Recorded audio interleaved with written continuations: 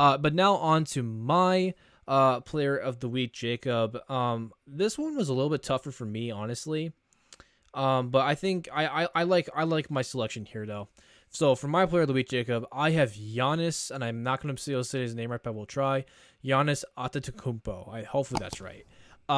Over his past 3 games, this dude, no lie, has had a triple-double in every single game, starting with his game against the Knicks, doing 24, 10, and 10 with a plus-minus of 34. That is just unheard of.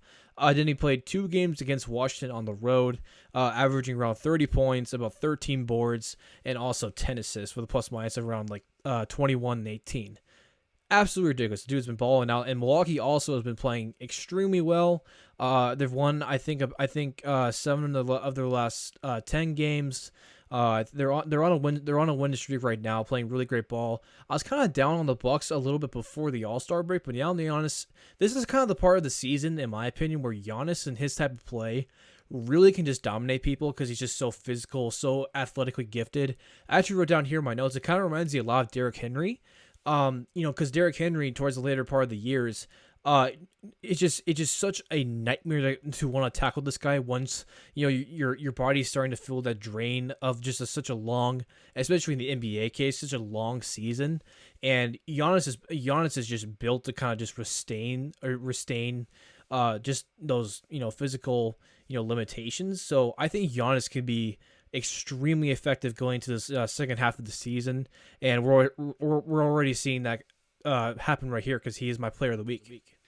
Yeah, I mean, this is a guy who I think once he had his big boom season, I think it was his second or third season, when he was sort of the guy in Milwaukee, has been a guy who's been top 10 in MVP voting, I think, every single year. He is a freak of nature, the Greek freak. He's a freak of nature. And comparing him to Derrick Henry, I think is interesting, but it makes sense. He doesn't really get tired, and especially this season when he's got the supporting cast that he does, now that he's got Drew Holiday, a really good second scoring option in Milwaukee.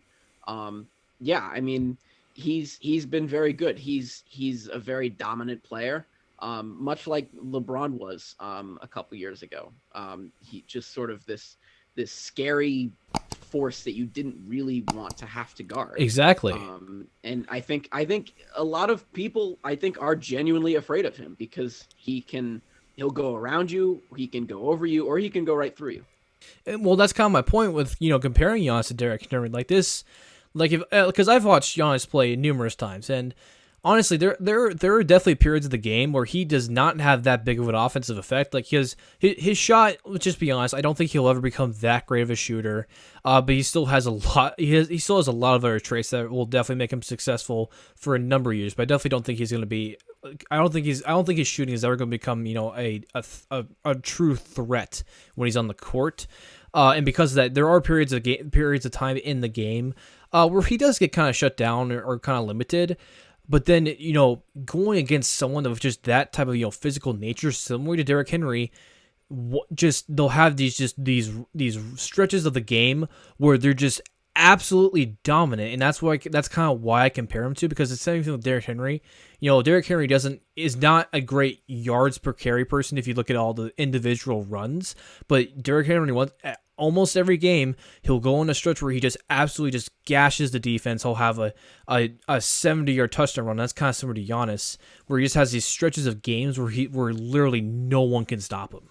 How's it going, guys? And thank you so much for reaching into this video. If you're interested in more content, be sure to go subscribe, turn on push notifications, all that good stuff. Also, I'll leave links to my Instagram and Twitter up here above. And also, be sure to go follow the podcast. That is where the bulk of my content comes from. I upload to all the major podcast providers, Apple Podcasts, Spotify, all that good stuff. I upload to it all. And yeah, I'll see you guys next time.